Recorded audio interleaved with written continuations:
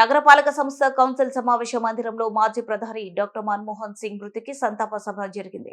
ఆయన చిత్రపటానికి MLA Burla Ramanjaneyulu, mayor కాబట్టి మనోహర్ నాయుడు పూలమాలలు వేసి ఘనంగా నివాళులు అర్పించారు. ఈ సందర్భంగా వారు మాట్లాడుతూ, యావత్ జాతి గర్వించదగ్గ మహోన్నత వ్యక్తి మరణం ఈ దేశానికే తీరని లోటు అన్నారు. మన్మోహన్ సింగ్ లోని ప్రతిభను చూపిన అప్పటి ప్రధాని పివి నరసింహారావు ఆయనను ఆర్థిక మంత్రిగా నియమించారని గుర్తు చేశారు. దేశ ఆర్థిక వ్యవస్థను గాడిలో పెట్టేందుకు ఆయన ఎంతో కృషి చేశారని కొనియాడారు. ప్రపంచ స్థాయిలో భారతదేశ ప్రతిష్టను పెంచిన గొప్ప వ్యక్తి మన్మోహన్ సింగ్ అని మేయర్ అన్నారు. వివాద రహితునిగా నీతి నిజాయితీలతో దేశ అభివృద్ధి కోసం అహర్నిశలు శ్రమించి మహానీయులు మన్మోహన్ సింగ్ అని కొనియాడారు. అలాంటి మహానీయునికి భారతరత్న ఇవ్వాలని సూచించారు. ఈ కార్యక్రమంలో డిప్యూటీ కమిషనర్ ఓబులేసు, కార్పొరేటర్లు, అధికారులు పాల్గొన్నారు. జాతి గర్వించదగినటువంటి ఒక మహోన్నతుడి మరి మరణం మన దేశానికి తీరని లోటుగా మనం చెప్పుకోవచ్చు.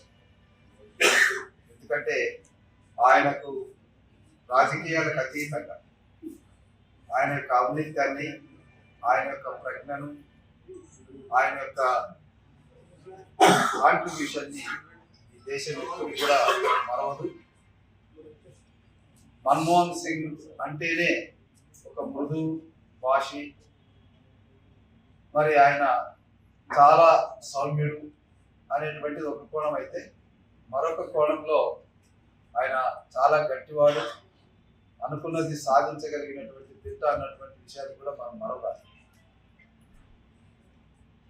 మరి ఆయన కేవలం 40-42 సంవత్సరాల వయసులోనే ఒక దేశానికి ఆర్థిక శాఖ మంత్రి. మరి ఆయన మీ ఎన్నికల్లో నిలబడి రాలే. అప్పటికి ఆయన యూజీసీ గ్రాంట్ చైర్మన్గా ఉంటే ఆయన యొక్క ప్రతిభను గుర్తించి ఆనాడు ప్రధానమంత్రిగా ఉన్నటువంటి నరసింహరావు గారు ఆయన్ని ఏకంగా ఫైనాన్స్ మినిస్టర్ చేసేసారు. అక్కడి నుంచి ఆయన రాజ్యసభకు 5 సార్లు ఎన్నిక కావడం వరుసగా ఆయన ప్రతిభను మనం చూసాం. ప్రధానమంత్రిగా కూడా 2 పర్యాలు ఈ దేశానికి పనిచేశారు.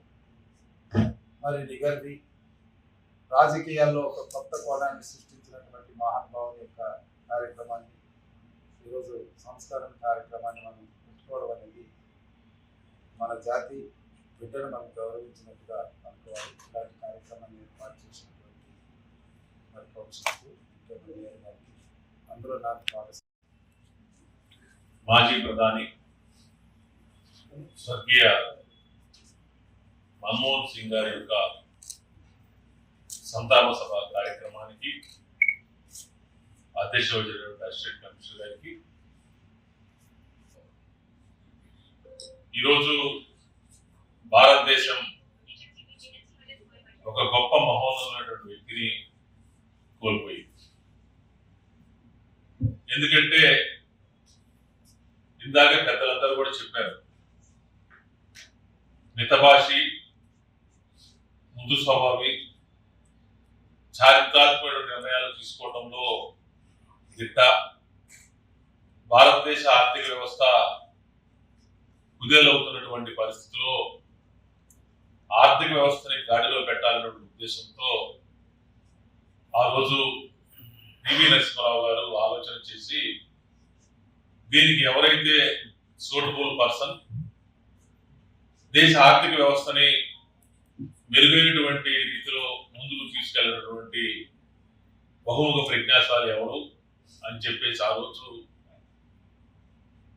ఆలోచన చేస్తే, అప్పుడు అందరూ కూడా పెద్దలందరూ కూడా చెప్పడం కూడా జరిగింది. ఆ రోజు మన్మోహన్ సింగ్ గారు అయితేనే కరెక్ట్ అని చెప్పేసి, అప్పటికే ఆయన రిజర్వ్ బ్యాంక్ గవర్నర్గా కూడా పనిచేస్తున్నటువంటి పరిస్థితి. మరి ఎక్కడో ఒక సామాన్య మధ్యతరగతి కుటుంబంలో పుట్టి 1932వ సంవత్సరంలో దేశ విభజనలో మరి భారతదేశానికి వలస వచ్చి ఉన్నతమైనటువంటి విద్యలు అభ్యసించి తనకంటూ ఒక ప్రత్యేకమైనటువంటి గుర్తింపుని స్థానాన్ని ఈరోజు సంపాదించినటువంటి ఏకైక వ్యక్తి మరి మన్మోహన్ సింగ్ గారు అని చెప్పేసి కూడా చెప్తా ఉన్నాను.